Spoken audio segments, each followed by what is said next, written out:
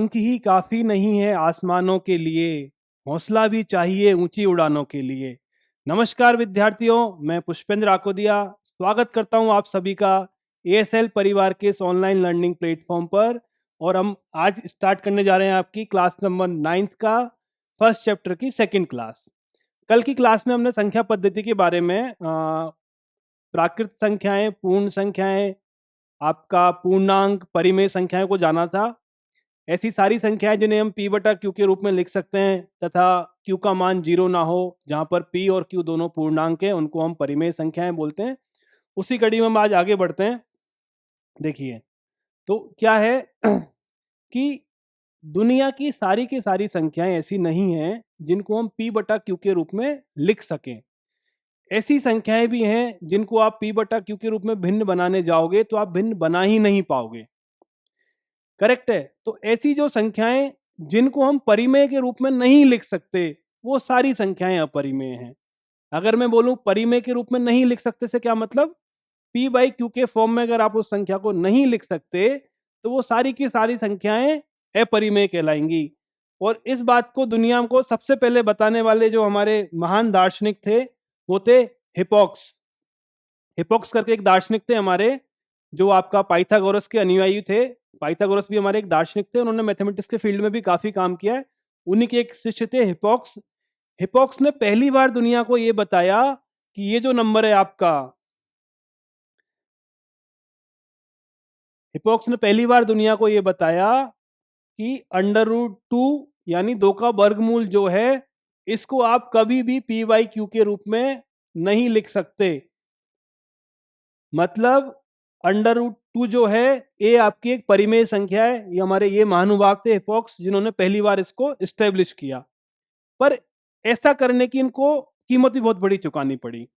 Basically क्या, उस जमाने में नए परिमेय संख्याओं को बहुत ही अशुभ संख्याएं माना गया था। और उस वक्त के जो लोग थे उन्होंने बोला कि जब हमने परिमेय संख्या बना ली है, इनको हमने खोज लिया है और सब कुछ जब सही चल रहा है हमारा, तो आप क्यों एक नया बखेड़ा करने जा रहे हो, क्यों आप इस तरह की बातें कर रहे हो।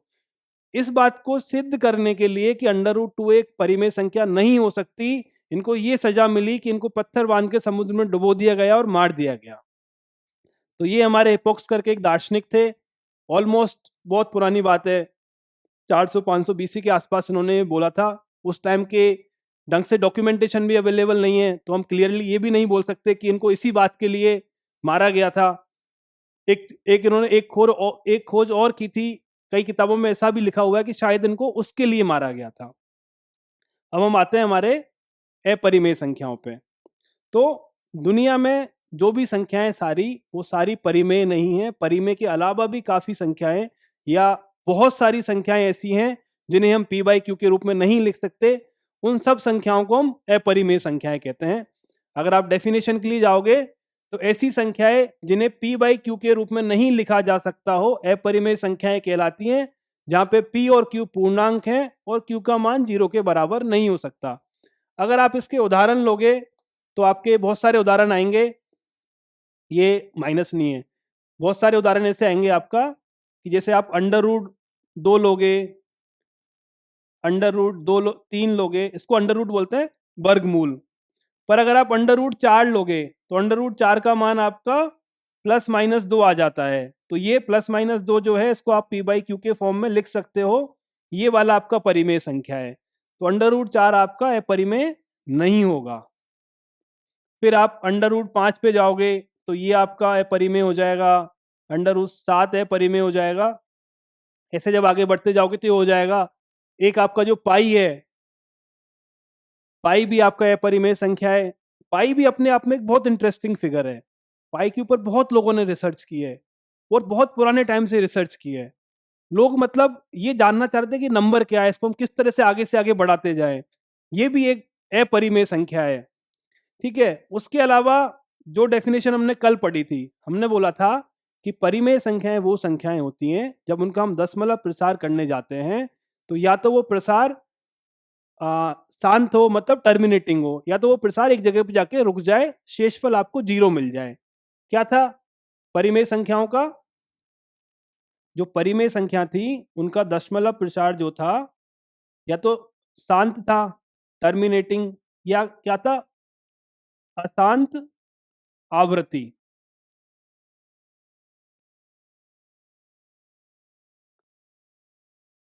अशांत आवृत्ति का मतलब क्या हुआ, ये कल की क्लास में हमने किया है। ऐसा जो ऐसा जो प्रसार था 0.875 या इस तरह का प्रसार 0.3333, आगे बढ़ते जाओगे, ये सारी संख्याएं आपकी परिमेय संख्याएं कहलाती हैं। अब इसमें एक चीज रह गई कि ऐसा जो प्रसार जो अशांत भी हो और अनावृत्ति भी हो, मतलब जो प्रसार खत्म भी नहीं होने वाला हो और वो आगे से आगे बढ़ने वाला भी हो, वो सारी की सारी संख्याएं आपकी अपरिमेय संख्याएं कहलाएंगी।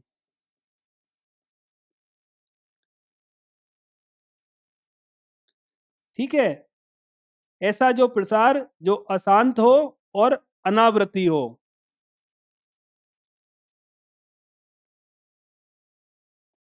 वो अपरिमेय संख्याएं कहलाएंगी। जैसे ये, इसको आप देखिए, ये नंबर आपका है 0.1010100001, मतलब कोई पैटर्न नहीं है। आप जितना आगे तक जाते जाओगे ये नंबर आगे बढ़ता जाएगा। ऐसा और भी कोई नंबर आप ले लो, जैसे आपने ले लिया 20, 211, 2111, 21111, ऐसा नंबर, ऐसा कोई भी नंबर जिसमें दशमलव प्रचार करने पे कोई पैटर्न नहीं है, उसको हम कभी भी नहीं लिख सकते, कभी भी वो एक दूसरे को रिपीट करने नहीं लगेगा। तो ये सारे अंडर रूट के नंबर आपके, पाई, इस तरह के नंबर, ये सब आपके अपरिमेय संख्याएं कहलाती हैं। अब देखिए क्या हुआ, हमने कल परिमेय संख्याएं देखी जिन्हें हम पी बाई क्यू के रूप में लिख सकते हैं।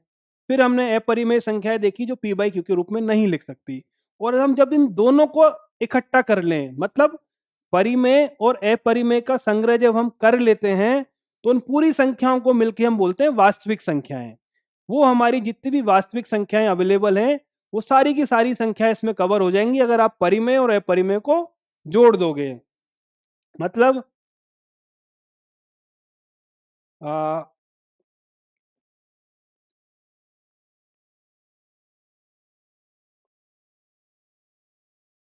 ठीक है, माना ये, इसके अंदर अगर मैं एक ये लेता हूं,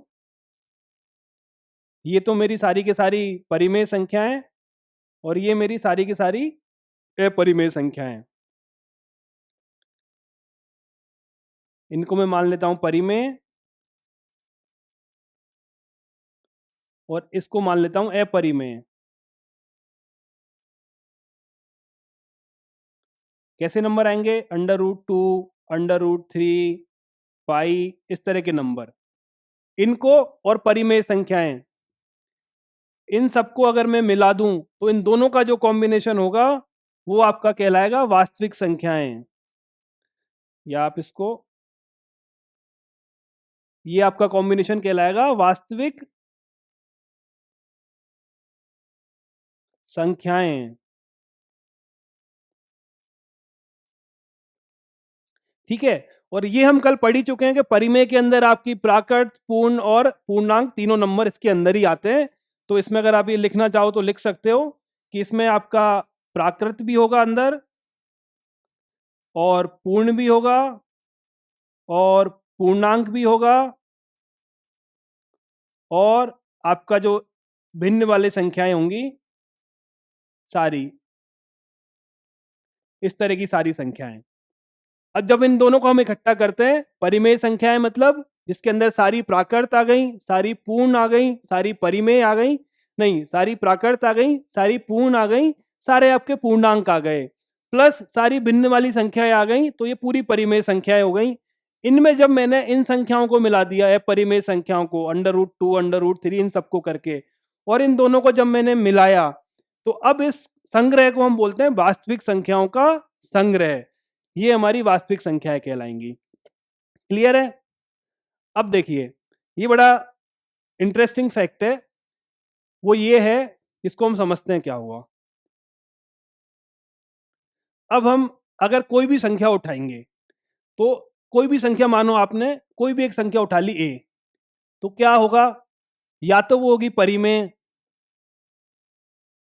कोई भी अगर मैं वास्तविक संख्या उठाता हूं तो या तो वो परिमेय होगी या फिर वो अपरिमेय संख्या होगी। ठीक है, हम ये पहले ही पढ़ चुके हैं कि हर परिमेय संख्या को अद्वितीय रूप से संख्या रेखा पर, हर परिमेय संख्याओं को अद्वितीय रूप से संख्या रेखा पर निरूपित किया जा सकता है।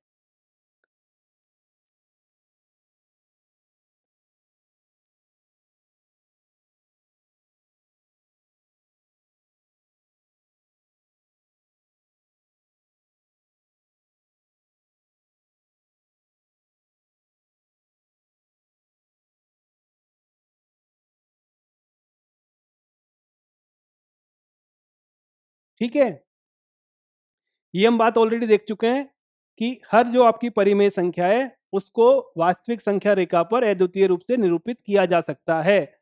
और अगर मैं कोई भी संख्या उठाऊंगा या तो वो परिमेय होगी या वो अपरिमेय होगी। अपरिमेय संख्या को भी अद्वितीय रूप से वास्तविक संख्या रेखा पर निरूपित किया जा सकता है।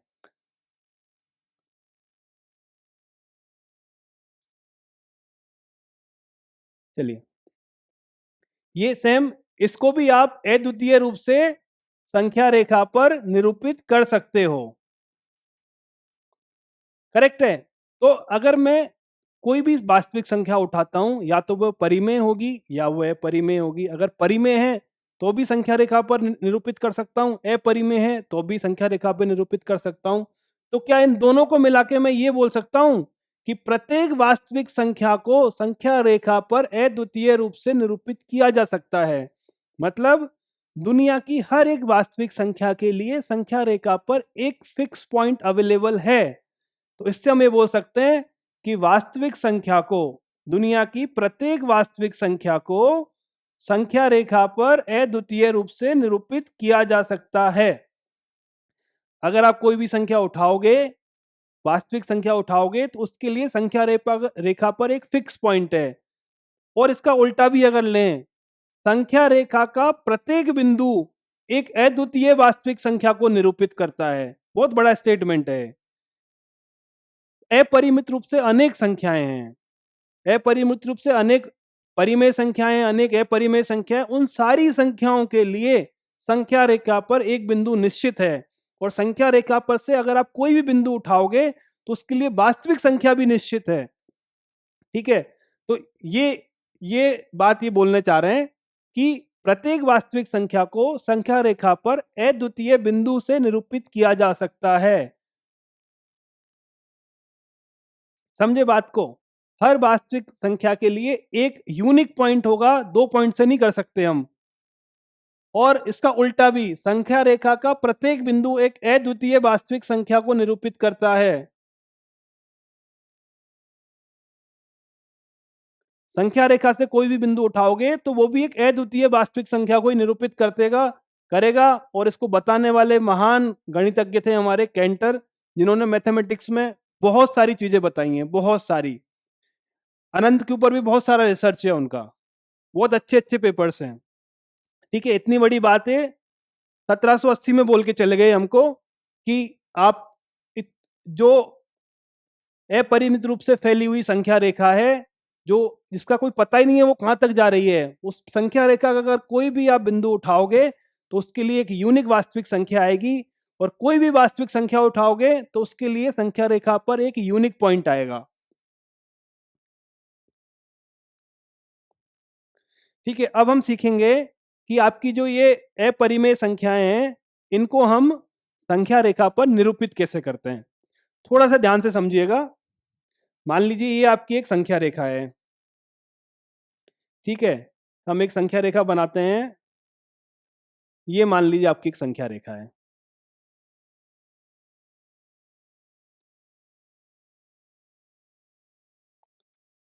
करेक्ट है? ये आपकी एक संख्या रेखा है, हमको निरूपित करना अंडर रूट 2 को। ये इस पे 0 आ गया, ये आपका 1 आ गया। और अगर मैं इसी पे अपना दूसरा अक्ष भी बनाता हूं, या चलिए छोड़िए, ये आपकी संख्या रेखा आ गई, इस पे दो बिंदु हमने ले लिए, एक 0 ले लिया, एक 1 ले लिया। अब मैं क्या करता हूं, एक इकाई लंबाई का एक वर्ग इसके ऊपर बनाता हूं, मतलब एक वर्ग में बनाता हूं जिसकी भुजा की लंबाई इकाई है।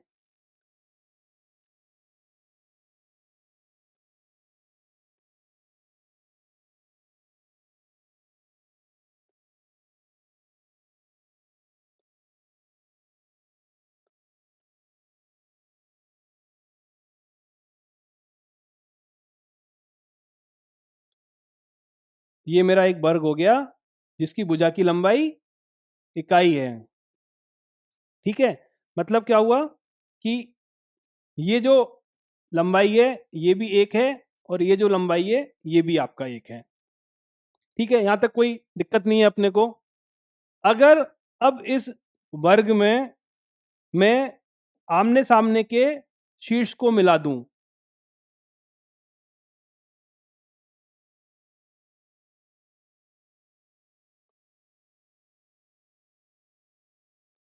अगर इस वर्ग में मैं अब आमने सामने के शीर्ष को मिला दूं, तो क्या ये जो त्रिभुज मुझे मिलेगा, अगर मैंने इस पॉइंट को मानो ए नाम दे दिया, इस पॉइंट को मैं बोलता हूं ए, इस पॉइंट को मैं बोलता हूं बी, इस पॉइंट को मैं बोलता हूं सी। ठीक है, संख्या रेखा बनाई, उस पर 0 से 1 मैंने बनाया, उस पर एक इकाई लंबाई का एक वर्ग बना दिया। अब इस वर्ग के आमने सामने के बिंदु क्या कहते हैं, शीर्ष को मिला दिया। शीर्ष को मिलाने पर एक त्रिभुज मिला ए बी सी। अगर इस त्रिभुज त्रिभुज में मैं पाइथागोरस प्रमेय को लगाता हूं, क्या मिटाए, ठीक है, अगर इस त्रिभुज में अब मैं पाइथागोरस प्रमेय को लगाता हूं, तो क्या मैं ये बोल सकता हूं कि ए बी का जो स्क्वायर होगा प्लस बी सी का जो स्क्वायर होगा वो ए सी के स्क्वायर के बराबर होगा। ध्यान से देखिए, ये जो मेरा त्रिभुज बना है ए बी सी, क्या इसमें मैं ये बोल सकता हूं कि ए बी का स्क्वायर और बी सी का स्क्वायर ए सी के स्क्वायर के बराबर होगा? ऐसा क्यों बोल सकता हूं? यही तो है मेरा पाइथागोरस का नियम।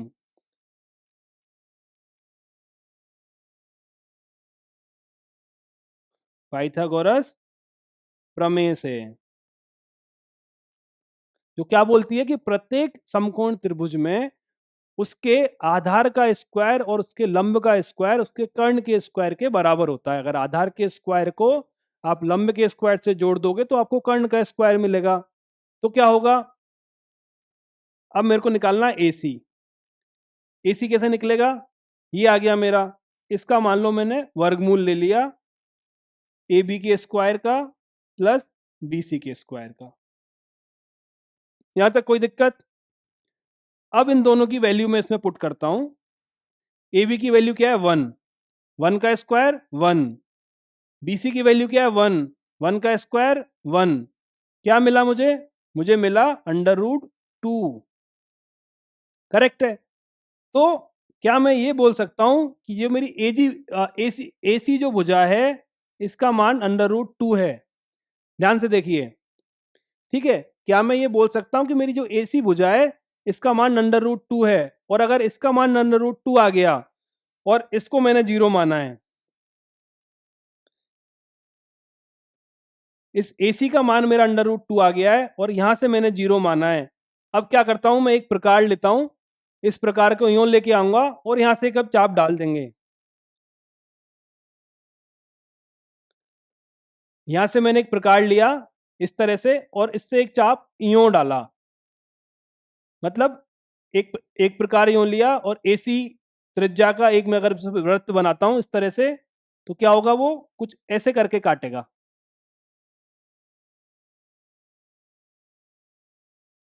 ठीक है, कुछ ऐसे करके काटेगा। इस स्थिति में ये जो मेरी लंबाई होगी, कौन सी वाली, ये, माना इसको इसने डी बिंदु पे काटा है, तो ये जो मेरी लंबाई होगी ए से लेके डी तक की, ये किसके बराबर होगी, ये होगी √2 के बराबर। ठीक है, अगर ये √2 के बराबर होगी तो ये जो मेरा डी पॉइंट है, ये मेरा डी पॉइंट संख्या रेखा पर अंडर रूट 2 को निरूपित करेगा। ठीक है, एक बार और समझ लेते हैं। ये मैंने संख्या रेखा बनाई, उस पे मैंने एक बिंदु लिया, ये 0 माना, ये 1 माना। इसके ऊपर मैंने एक इकाई भुजा का एक वर्ग बनाया, ए बी सी करके मैंने इस पे इकाई भुजा का वर्ग बना दिया। इसको भी कुछ नाम दे दो, डी हो गया, ई दे दो। ए बी सी ई करके मैंने एक इकाई भुजा का वर्ग बना लिया। उस वर्ग के आमने सामने के दोनों शीर्षों को मिलाया और त्रिभुज ए बी और सी में पाइथागोरस का अगर मैं प्रमेय लगाता हूं तो ए बी का स्क्वायर बी सी का स्क्वायर ए सी के स्क्वायर के बराबर आएगा। तो ए सी का मान क्या आएगा? Under root of A B square plus B C square. A B का मान यहाँ पे क्या है? 1। बी सी का मान क्या है? 1। तो ए सी क्या निकलेगा? Under root 2। ये जो लंबाई है वो अंडर रूट 2 आ गई। ठीक है, अब इस अंडर रूट 2 को मुझे संख्या रेखा पे निरूपित करना है। मतलब ये जो सी पॉइंट है ये इधर की तरफ आना चाहिए, संख्या रेखा की तरफ। उसको मैं कैसे कर सकता हूं? प्रकार को मैंने यूं रखा यहां से और एक चाप यूं करके डाला। अब ये चाप जहां इसको काटेगा, अगर ये लंबाई अंडर रूट 2 है तो ये लंबाई भी अंडर रूट 2 होगी। और अगर यहां से लेके यहां तक की लंबाई अंडर रूट 2 है, ये मेरा 0 है, तो मेरा डी पॉइंट जो है वो अंडर रूट 2 को संख्या रेखा पर निरूपित करेगा। तो ये है, इस तरह से हम अपरिमेय संख्याओं की लंबाई भी निकाल सकते हैं और उसको संख्या रेखा पर निरूपित भी कर सकते हैं। अगला क्वेश्चन हम एक बार देख रहे हैं। हमने अंडर रूट 2 को निरूपित कर लिया। अब नेक्स्ट क्वेश्चन बोलता है कि आपको अंडर रूट 3 को निरूपित करना है। तो इसको देखिए किस तरह से करेंगे। सबसे पहले वही हम संख्या रेखा बनाते हैं। एक माना ये आपकी संख्या रेखा है, ठीक है। इस संख्या रेखा को वही उस पे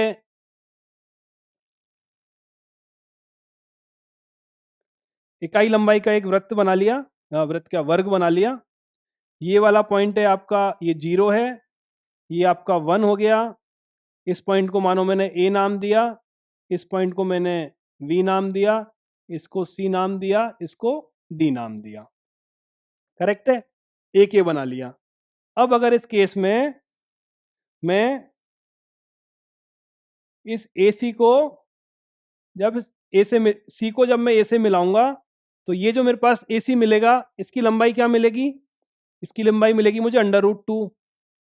ये हम पहले से देख चुके हैं, लास्ट क्वेश्चन में हमने यही देखा था। कैसे मिलेगी? ये आपका 1 है, ये आपका 1 है, इस पे मैं पाइथागोरस प्रमेय लगाऊंगा तो ये मुझे अंडर रूट 2 मिल जाएगा। मतलब जो मेरा ए सी है, ए सी का स्क्वायर क्या होगा? ए सी ले लो, ए सी मेरा होगा under root of A B का स्क्वायर प्लस बी सी का स्क्वायर। और इसका मान कितना निकलेगा? 1 + 1 बराबर अंडर रूट 2। अंडर रूट 2 तक मैं पहुंच गया। अब मेरे को पहुंचना है 3 तक। अब मानो मैं एक काम करता हूं, मैं यहां पे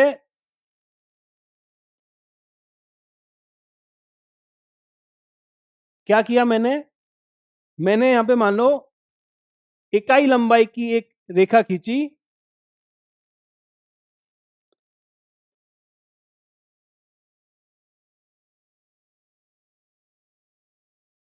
ठीक है, क्या किया मैंने? इकाई लंबाई की एक रेखा खींची है जो कि एसी के लंबवत है। मतलब ये वाला जो कोण है आपका, ये वाला जो कोण है वो 90 डिग्री का कोण है। ठीक है, एसी पे मैंने एक रेखा खींची है जो कि इकाई लंबाई की है। उसकी लंबाई कितनी है? इकाई। पर मेरी एसी भुजा के लंबवत है, ये 90 डिग्री का कोण बना रही है। तो अब मुझे ये बताइए कि अगर मैं इसको यहां से मिला दूं,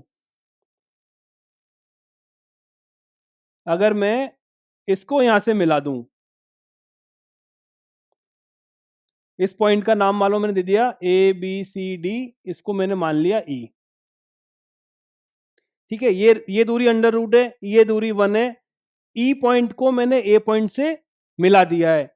और अब मैं ये जो मेरा त्रिभुज है ए सी ई, मैं पाइथागोरस प्रमेय लगाने पर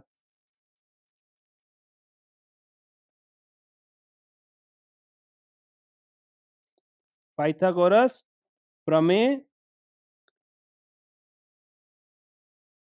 लगाने पर, अगर मैं इसमें पाइथागोरस प्रमेय लगाता हूं तो क्या मिलेगा मुझे? ए ई का स्क्वायर, ए का स्क्वायर, ये कर्ण का स्क्वायर किसके बराबर होगा? ए सी के स्क्वायर के, ए सी का वर्ग प्लस सी ई का वर्ग। ठीक है, यहां तक कोई दिक्कत नहीं है। तो ए ई क्या निकलेगा मेरे पास? ए ई निकलेगा अंडर रूट ऑफ ए सी का स्क्वायर प्लस सी ई का स्क्वायर। करेक्ट है। इन दोनों की वैल्यू हम पुट करते हैं, क्या निकलेगी? ए सी की वैल्यू क्या है? Under root to.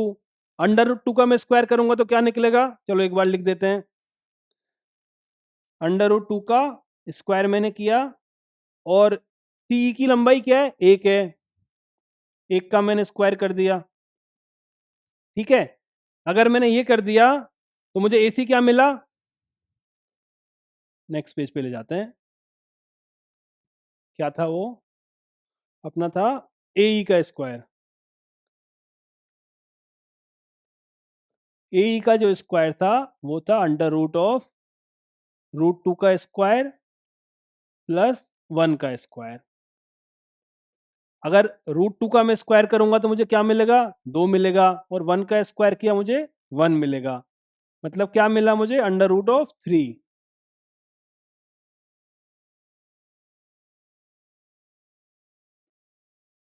ये आपका ए ई के बराबर है। तो ए ई की लंबाई क्या आ गई? Under root of three. ये ए ई मुझे क्या मिल चुका है अब? ये मुझे मिल चुका है अंडर रूट ऑफ थ्री। अब आसान है। अगर मैंने अंडर रूट थ्री की लंबाई की एक भुजा बना ली है, तो अगर मुझे उससे संख्या रेखा पर निरूपित करना है तो मैंने एक प्रकार लिया, ए पे उसको रखा, ई पर रखा, ई से उसका एक चाप यूं खींच दिया। मतलब जैसे ही मैं इसको इस तरह से खींचूंगा, मानो संख्या रेखा पर इसने इसको पी बिंदु पर काटा है, तो क्या मैं ये बोल सकता हूं कि ये जो मेरी लंबाई है, ये वाली, ये अंडर रूट तीन के बराबर होगी। ठीक है, ये जो आपका त्रिज्या है वही त्रिज्या ए पी पे आएगी। ये अंडर रूट थ्री है तो पी भी अंडर रूट थ्री दूरी पे आएगा। मतलब ये जो मेरा बिंदु है पी, ये अंडर रूट थ्री को संख्या रेखा पर निरूपित करता है। करेक्ट है। तो ऐसे हमको स्टेप बाय स्टेप चलना है। पहले हमने दो की वैल्यू निकाली अंडर रूट ऑफ टू की, उसमें इकाई लंबाई की एक भुजा जोड़ेंगे तो अंडर रूट ऑफ थ्री की वैल्यू आ जाएगी। उस तरह से आप आगे की तरफ इसको बढ़ाते चल सकते हैं। देख लीजिए, सबसे पहले हमने एक इकाई लंबाई का एक वर्ग बनाया। उस इकाई लंबाई के वर्ग से क्या हुआ कि ये दूरी एक है, ये दूरी एक है, तो इसका जो विकर्ण जो होगा वो अंडर रूट टू लंबाई का हमको मिल जाएगा। उस विकर्ण पे एक रेखा और बनाएंगे जिसकी लंबाई इकाई है, और इस विकर्ण पे उसको 90 डिग्री पे बनाएंगे। अगर ये 90 डिग्री पे बनाया तो ये जो त्रिभुज बनेगा, इस त्रिभुज में ए ई की जो लंबाई होगी वो इसका स्क्वायर प्लस इसके स्क्वायर के बराबर होगी। तो मुझे कितना मिलेगा? Root of three. अगर मुझे लंबाई रूट ऑफ थ्री मिल गई है तो संख्या पे रेखा पे निरूपित करने के लिए मुझे क्या करना है? बस वहां से एक चाप डालो, संख्या रेखा पे ले आओ। ये वाला बिंदु की बराबर लंबाई जितनी दूरी का ये लाइन है, उतनी दूरी की लाइन यहाँ पे आ जाएगी, और मेरा बिंदु P संख्या रेखा पर निरूपित हो जाएगा।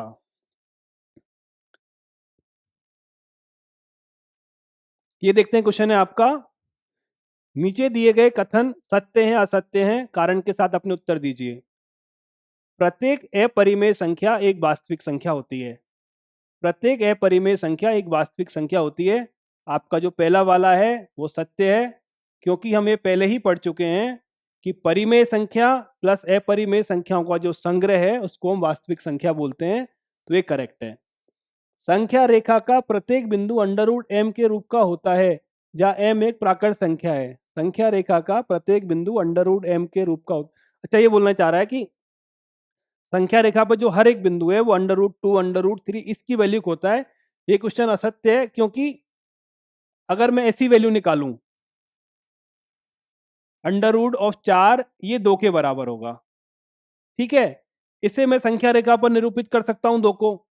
संख्या रेखा पर अगर मैंने 2 को निरूपित किया पर वो अंडर रूट m की शक्ल का नहीं है, मतलब ये बोलना चाह रहा है कि हर जो बिंदु है संख्या रेखा पर वो अपरिमेय संख्या ही होगा, परिमेय संख्या नहीं हो सकता। पर अंडर रूट लेने के बाद अगर आपकी पूर्ण वर्ग संख्या है तो वो आपकी परिमेय संख्या में कन्वर्ट हो जाएगी, वो अपरिमेय नहीं बनेगी। ये आपका असत्य कथन है। प्रत्येक वास्तविक संख्या एक अपरिमेय संख्या होती है, उल्टा बोल रहा है, ऐसा नहीं हो सकता। वास्तविक संख्या परिमेय संख्या और अपरिमेय संख्या के संग्रह से बनती है। तो प्रत्येक वास्तविक संख्या हम उठाएंगे तो उसके पास दो ऑप्शन है होने के लिए, या तो वो संख्या परिमेय हो सकती है या वो संख्या अपरिमेय हो सकती है। पर हम ये नहीं बोल सकते कि हर कंडीशन में वो अपरिमेय ही होगी, मतलब तीसरा वाला आपका असत्य है और ये भी आपका असत्य कथन है।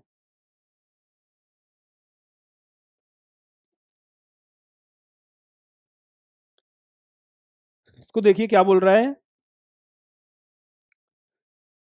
सभी धन पूर्णांकों के वर्गमूल अपरिमेय होते हैं, यदि नहीं तो ऐसी कोई संख्या बताइए।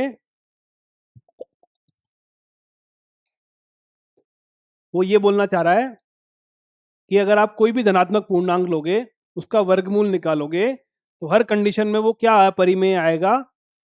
अगर वो अपरिमेय नहीं आता है तो उस कंडीशन में हमको उदाहरण देना है। देखिए, अगर मैं √2 लूंगा अपरिमेय आएगा, √3 लूंगा अपरिमेय आएगा, पर मैं √4 लूंगा तो मुझे क्या मिलेगा, 2 और -2 मिलेगा जो कि परिमेय है।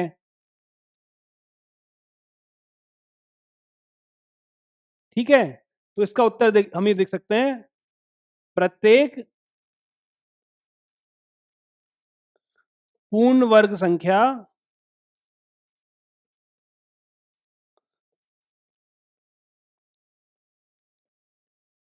का वर्गमूल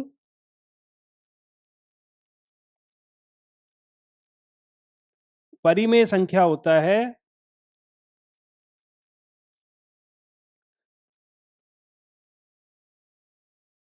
परिमेय संख्या होता है, प्रत्येक पूर्ण वर्ग संख्या का वर्गमूल परिमेय संख्या होता होता है। अतः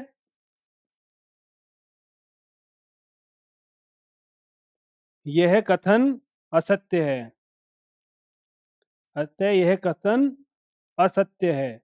और इसको हम बता सकते हैं, एग्जाम्पल अगर आपको देना हो, √2, √2 नहीं, √4, √4 आपका 2 और -2 होगा। और कोई भी एग्जाम्पल ले लीजिए, √16 जो होगा ये आपका 4, और √16 जो है आपका ये 4 या -4 होगा। करेक्ट है। नेक्स्ट क्वेश्चन देखते हैं। दिखाइए कि संख्या रेखा पर √5 को किस प्रकार से निरूपित कर सकते हैं। देखिए, हमने √2 को संख्या रेखा पे दिखा दिया, √3 को संख्या रेखा पे दिखा दिया, अब हमें √5 को संख्या रेखा पे दिखाना है। इसके दो मेथड है हमारे पास। मेथड नंबर 1 अगर मैं लूं आपका पहली विधि, तो हम क्या करते हैं, वही आपका संख्या रेखा हमने बनाई एक,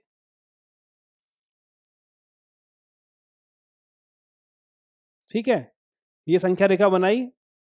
इस संख्या रेखा पे एक, इस बार हम वर्ग ना बना के एक आयत बनाते हैं। मैं समझाऊंगा आपको हमने ऐसा क्यों किया है।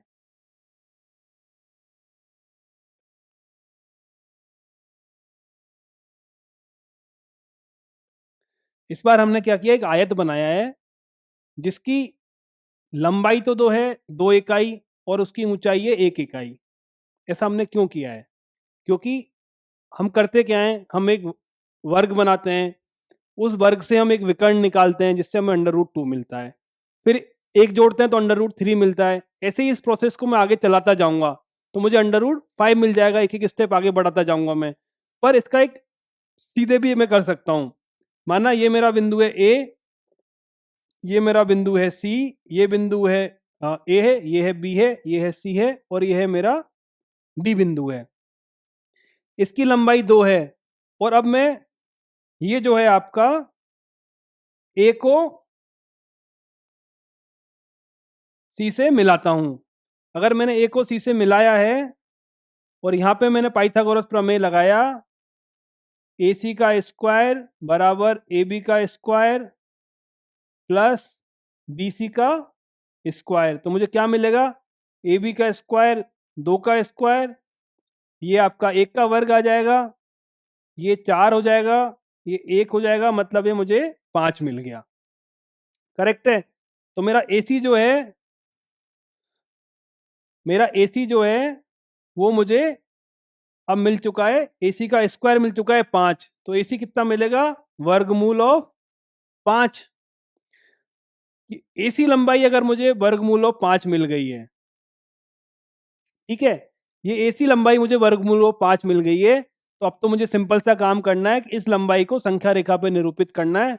वही मैं प्रकार यहां से लूंगा और एक चाप यहां से डाल दूंगा। माना ये मुझे P बिंदु पर काटेगी संख्या रेखा को, तो ये जो मेरा पॉइंट होगा P, ये संख्या रेखा पे √5 को निरूपित करेगा। मतलब यहां से लेके यहां तक की जो लंबाई है वो √5 के बराबर होगी। ये आपका मेथड नंबर 1 हो गया। इस बार हमने वर्ग ना करके आयत बनाया। आयत क्यों बनाया? क्योंकि हमको चाहिए था √5। अगर मैं यहाँ 2 लूंगा और यहाँ मैं 1 लूंगा और यहाँ पे पाइथागोरस प्रमेय लगाऊंगा, तो ये तो मुझे 4 देगा, ये मुझे 1 देगा, दोनों जुड़ के 5 आ जाएगा। उसका जब वर्गमूल मैं निकालूंगा तो मुझे √5 मिल जाएगा। पर अगर मैं ऐसा नहीं करता, ये आपका मेथड नंबर 1 है, अपन मेथड नंबर 2 भी देखते हैं। वही मैंने संख्या रेखा बनाई,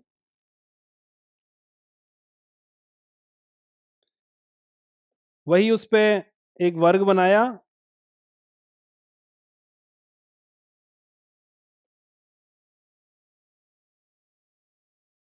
ठीक है, ये एक वर्ग बनाया जो कि आपका इकाई लंबाई का है। अब इस केस में मैं जब इसको यहां से यहां पे जोड़ूंगा, तो ये मुझे क्या मिलेगा? ये वैल्यू मुझे देगा √2 की वैल्यू। माना ये 1 है, ये B है, ये आपका C मान लो, ये आपका D मान लो। √2 पे आ गया। फिर मैं क्या करूंगा? यहां से फिर एक इकाई लंबाई का एक लंब डालूंगा और इसको यहां से यहां पे मिलाऊंगा, तो मुझे क्या मिलेगा? √3 मिलेगा। फिर मैं क्या करूंगा? वही इकाई लंबाई लूंगा और एक लंब डालूंगा, उसको यहाँ पे मिलाऊंगा, तो मुझे क्या मिलेगा? √4 मिलेगा। फिर वही एक इकाई लंबाई लूंगा, फिर एक लंब बनाऊंगा, तो ये एक है, ये एक है, तो मुझे क्या मिलेगा? √5 मिलेगा। फिर इसको अगर जब मैं यहाँ पे चाप बना के डालूंगा, तब मेरा √5 बनेगा। देखिए, अगर मैं इसको एक एक स्टेप करके जाना चाहता हूँ और मैं वर्ग को इकाई लंबाई का बनाता हूँ, तो इकाई वाला वर्ग मैंने बना लिया, ये दोनों आपका एक एक आ गया, ये भी एक आ गया, ये भी एक आ गया। इसका स्क्वायर करूंगा AC निकालने के लिए मैं, AC का स्क्वायर बराबर AB का स्क्वायर प्लस BC का स्क्वायर, तो AC क्या निकलेगा मेरे पास? AC निकलेगा वर्गमूल ऑफ 1 + 1 बराबर वर्गमूल ऑफ 2। ठीक है, ये निकल गया। अब मैं क्या करूंगा? एक त्रिभुज और बनाया मैंने, ये C है, इसको मैं देता हूं PQR। ठीक है, फिर जब मैं त्रिभुज APQ में लगाऊंगा, तो मुझे AQ क्या मिलेगा? ये मिलेगा √2 का स्क्वायर प्लस 1, यही मिलेगा। तो इससे क्या मिला मुझे? √3। AQ मेरा √3 आ गया। फिर इस त्रिभुज में APQ में लगाऊंगा मैं, तो क्या मिलेगा मुझे? AQ नहीं, सॉरी, AP है, ये आपका AP है, हम इसकी बात कर रहे हैं, AP की। फिर मुझे AQ मिलेगा, AQ मेरा क्या करेगा? AQ मिलेगा, जिसमें अंडर रूट करूंगा मैं, स्क्वायर करूंगा √3 का और 1 का। इसको किया √3 का स्क्वायर जो कि 3 होगा, और यहाँ पे 1 करूंगा तो ये होगा √4। ठीक है, और फिर एक तरफ और आगे गया, AR निकाला मैंने। जब AR में निकालूंगा तो मुझे क्या मिलेगा? इसका वर्ग, मतलब √4 का वर्ग प्लस QR का वर्ग मतलब 1 का वर्ग, मतलब क्या हुआ, 4 + 1 बराबर √5, ये हुआ। आप अगर इसको एक एक स्टेप में जाओगे, यहां से आप एक चाप डालोगे, वो चाप इसको जहां काटेगा, ये माना बिंदु है आपका T, तो ये जो दूरी होगी आपकी वो √5 के बराबर होगी। एक एक स्टेप करोगे, आपको 1 2 3 और 4 में जाके, 4 स्टेप में जाके आपको √5 मिलेगा। पर जब ए क्यू की लंबाई जो है मेरी 2 के बराबर है, √4 क्या निकलेगा, 2 निकलेगा। 2 एक परिमेय संख्या है, परिमेय संख्या को मैं आसानी से संख्या रेखा पर निरूपित कर सकता हूं। तो मैंने यहां क्या किया कि पहले ही 2 को संख्या रेखा पर निरूपित कर दिया। अब ये मेरा 2 आ गया, इस 2 को मैं ऐसे भी लिख सकता हूं चाहूं तो, √4, तो ये √4 आ गया। फिर मैंने एक इकाई लंबाई का एक बनाया, इस पे क्या कहते हैं लंब डाला, तो मुझे सीधा √5 मिल गया। ये प्रोसेस है। तो दोस्तों आज की क्लास में हमने अपरिमेय संख्याओं को जाना, उनकी परिभाषा को जाना, और कुछ अपरिमेय संख्याओं को हमने संख्या रेखा पर निरूपित करना सीखा। इसके बाद जो नेक्स्ट टॉपिक है उसको हम नेक्स्ट क्लास में लेंगे। धन्यवाद विद्यार्थियों।